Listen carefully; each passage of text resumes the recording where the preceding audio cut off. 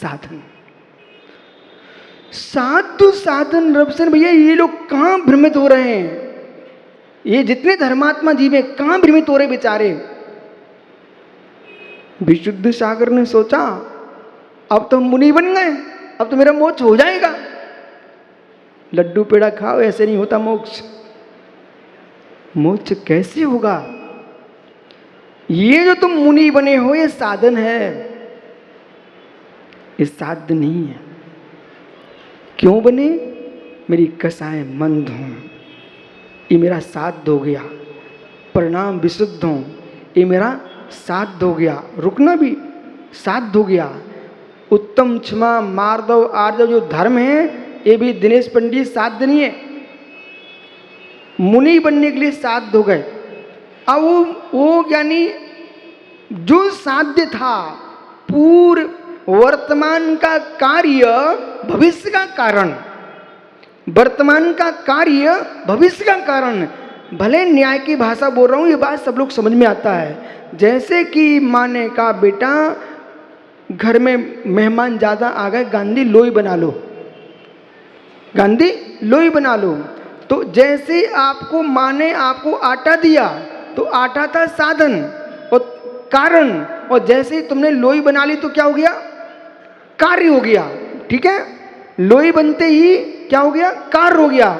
लेकिन ये कार्य इसको पूरा मत मान लेना, ये लोई कार्य हुआ है पर लोई भी कारण है आगे पूरे बनने के लिए। समझ गए ना? ऐसे ही आपने घर छोड़ दिया समता भाव के लिए, ये तुम्हारा कार्य हो गया, परंतु अगले कार्य के लिए ये समता कारण हो गई। 10 धर्म आपके कारण हो गए, कारण नहीं है, और ये कारण हो गए आगे ऊपर चढ़ने के लिए। हे मित्र, जो मेरा निज धर्म है उस पर आइए। मुनि हम बने हैं, ठीक।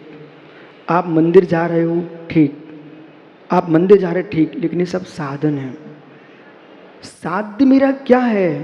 जैसे विवेक पंडित जी की खीर, जब तक पूरी नहीं खा पाए तुम संतुष्टि नहीं मिली।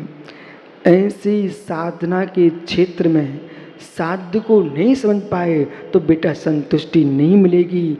हमने मात्र हरि भजन को, प्रभु भजन को धर्म मान लिया तो मेरा काम बिगड़ जाएगा। हम प्रभु भजन के लिए साधु नहीं बने, हम प्रभु भजन के लिए साधु नहीं बने। प्रभु भजन तो मेरा साधन है साधु जीवन जीने का, परंतु हम हरि भजन क्यों कर रहे हैं? इसलिए नहीं करें। अरे भाई कोई नौकर भी है तो नौकर ज्ञानी किसी की सेवा के लिए थोड़ी बना है, उसको वेतन मिलेगा, मूल वो विषय है बराबर। यदि वेतन नहीं मिले तो नौकरी सेवा कौन करेगा? इसी प्रकार से प्रभु भजन हमने किया है, दीक्षा धारण की है, साधु पद स्वीकार किया है, साधु बनने के लिए नहीं। ये तो साधन है और मेरा निज धर्म है। मेरे निज के ज्ञान दर्शन को शुद्ध करना वो मेरा निज धर्म है, और निज के ब्रह्म को हासिल कर लेना, मेरे निज के ब्रह्म को प्राप्त कर लेना, निज आत्म ब्रह्म को परमात्म पद पे स्थापित कर देना, ये हमारा मूल साध्य है। आध्यात्मिक भाषा में कहूं, कारण समय सार की सिद्धि करते करते कार्य समय सार को प्राप्त हो जाना, ये हमारा मूल धर्म है। आपका समय हो गया ज्ञानी। आगे जो गाथा आ रही है वो गाथा कह रही, मित्र राकेश पंडित जी संभल के जियो कि साध्य को प्राप्त कर नहीं सके और साधन को छोड़ के बैठ गए। मित्र मित्र मित्र,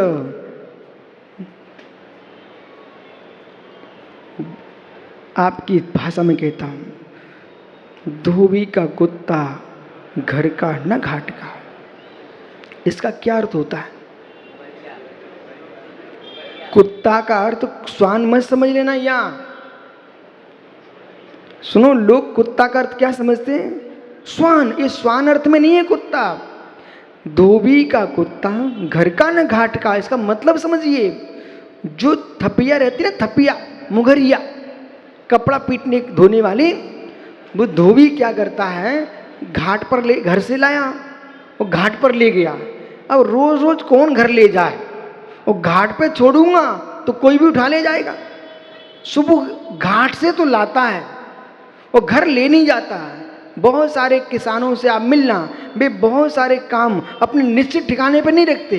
जैसे हंसिया भी हुआ, कोई भी वस्तु उनकी खेती काम में आने वाली है, उसको लाए और रास्ते में किसी भी झाड़ी में छुपा के चले गए। किसी को क्या पता, अपन कल लाएंगे उठा लेंगे। ऐसे वो धोबी आता है, वो घाट से तो लाया और घर ले नहीं गया, बीच में ही ये झाड़ी में रख के चला गया।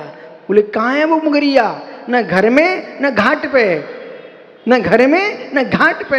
ऐसे महात्मा जी पंडित जी घर से तो आए पंडितानी से के, हम महाराज जी के प्रवचन सुनने जा रहे, और वहां जाके बीच में बतियाने लग गए। न घर में रहे न घाट पे गए, तुम बीच में अटक गए। इसका ये अर्थ होता है, ऐसे गुन्नू भाई तुम ब्रह्मचारी बन गए। अब पिताजी ने पूछा बेटा क्या कर रहे हो, बोले गाड़ी चला रहे। अरे बेटा न तुम घर के न घाट के, अरे घर में होते तो गाड़ी अच्छी लगती, और घाट पे होते तो कपड़ा धोते मिलते तुम। विषय पकड़ना। ऐसे हे बालक, मोक्ष मार्ग जो है वो सीधा सीधा घाट का मार्ग है, न घर का है न बीच का है, वो सीधा घाट का मार्ग। उतरो पार हो। कल फिर आओगे, यानी पर्याय तो पुनः चर्चा करूंगा आपसे कि निश्चय को प्राप्त किए बिना और व्यवहार छोड़ के बैठ गए, वे धोबी के कुत्ता, न घर के ना घाट के। आत्मा स्वभावं परिभाव भिन्नम, आत्मा स्वभावं परिभाव।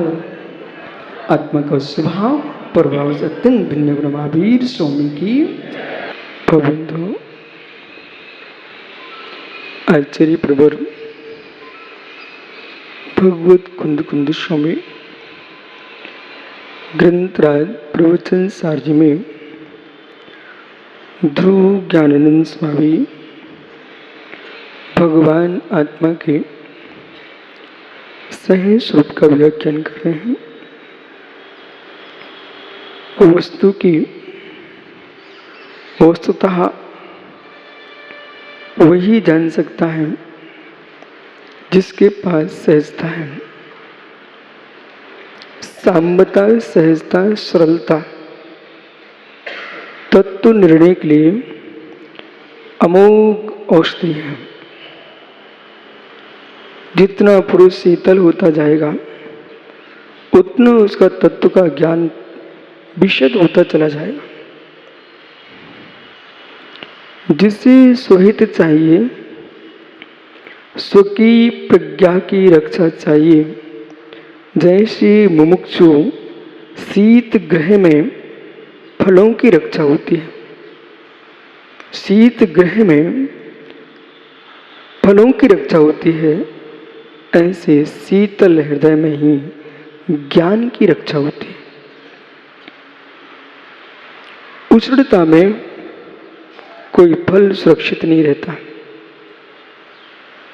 शीघ्र ही वो दूषित होता है, गल जाता है। वही फल यदि शीत प्रदेश में रखा जाए, शीत गृह में रखा जाए, लंबे समय तक स्वच्छ रहता है। यही दृष्टि यहाँ तत्व ज्ञान की है।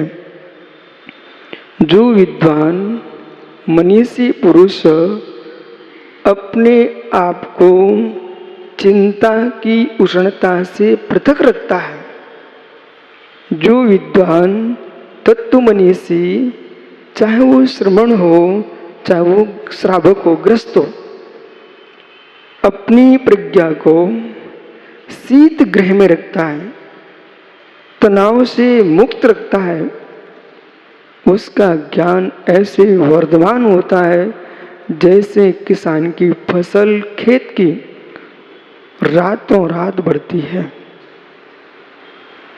रातों रात बढ़ती है। जो पौधा सुबह छोटा था, रात्रि के दूसरे सुबह देखो वो लंबा मिलता है। यही दृष्टि ज्ञान की है, यही दृष्टि दर्शन की है, यही दृष्टि चारित्र की है। अपने आप को जितना शांत रखोगे, जितना शांत रखोगे, तनाव मुक्त, कर्तृत्व मुक्त, पर भावों के भुक्तत्व से मुक्त जीवन जी रहे हो, ज्ञान जाएगा कहाँ? क्यों समझाएगा कहाँ? क्यों समझाएगा कहाँ? यही पुरुषार्थ है। ज्ञानी शुद्ध केवली होने के लिए, केवली होने के लिए परमात्मा स्वरूप की उपलब्धि के लिए विश्व का सबसे बड़ा पुरुषार्थ है कि जगत का कोई कार्य नहीं करना।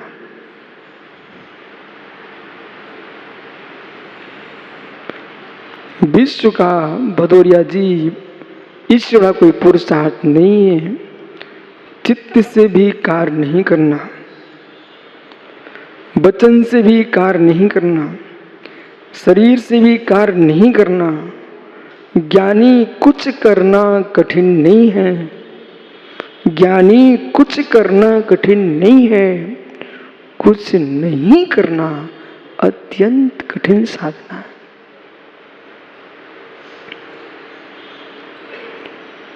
खंजरी बजा करके, भजन गा करके जीवन निकाल देना बहुत सरल है।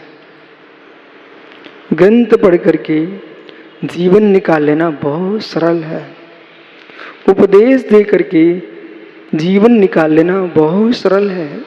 उपदेश सुन करके जीवन निकाल लेना बहुत सरल है। न किसी को सुनना, न किसी को सुनाना, न बजाना, न बजवाना, मात्र मात्र मात्र ज्ञायक भाव में लीन होना, ये विश्व की उत्कृष्ट साधना। कुछ नहीं करना, यही परम साधना।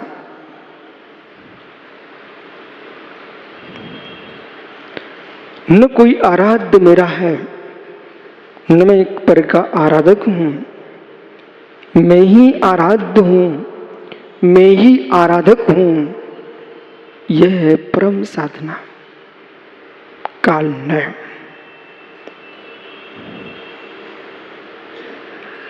काल नय कहना है अपने समय पर कार्य होता है। सो समय में कार्य होता है। समय के बिना कोई कार्य की सिद्धि नहीं।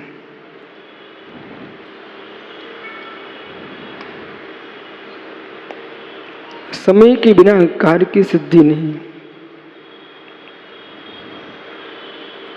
हर कार्य अपने समय पर है, हर कार्य अपने समय पर है, हर कार्य अपने समय पर है। बटलोई में पानी भर सकते, बटलोई में यानी चावल छोड़ सकते, अग्नि जला सकते हो, परंतु जो भात पकेगा वो अपने समय पर ही पकेगा।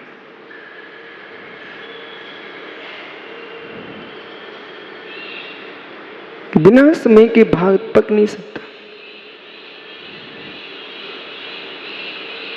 गर्भाधान आज हो सकता है, संतान का जन्म अपने समय पर ही होगा। समझ के सुनना, बीज आज बोया जाएगा खेत में, फसल अपने समय पर ही आएगी।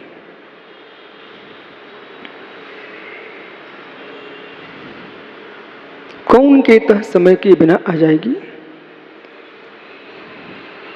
समय पर ही आएगी। इसके पूर्व कितनी हाय करो, लेकिन न संतान का जन्म होगा, न भोजन पकेगा, न फसल आएगी।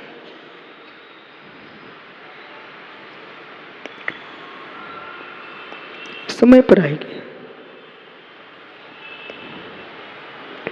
समय पर आएगी उन्हीं के घर, संतान खेलेगी उन्हीं के आंगन में समय पर, फसल के दाने आएंगे उन्हीं के घर समय पर, भात आएगा थाली में उन्हीं के समय पर, जो मित्र पुरुषार्थ कर रहे होंगे।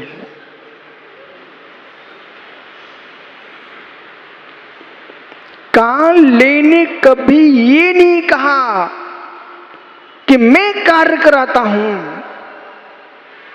काल ने यूं कह रहा है, मेरे इस समय पर कार्य होता है, लेकिन कार्य तभी होगा जब दाल बटलोई में होगी, तभी समय पर पकेगी। चावल बटलोई में होंगे, तभी समय पर पकेंगे। जमीन में, भूमि में बीज डाले जाएंगे, तभी समय पर अनाज आएगा। जब ज्ञानी गर्भाधान समय पर होगा, तभी समय पर संतान जन्म लेगी। कोई कहे समय आएगा तो हो जाएगा, समय आएगा तो हो जाएगा, समय आएगा तो हो जाएगा। मित्र, कितनी आषाढ़ निकल जाए, कितनी कार्तिक निकल जाए, बोनी का समय, कितनी आषाढ़ निकल जाए, कितनी कार्तिक निकल जाए, मित्र खेत में बीज डालने मत जाना। फिर तुम देखना चैत में और देखना कार्तिक में बोओगे तो कार्तिक में निकालोगे, और कार्तिक में बोओगे तो चैत बैसाख में निकालोगे, और आप बोएगे ही नहीं तो ना चैत में निकाल पाओगे, ना यानी कार्तिक में निकाल पाओगे।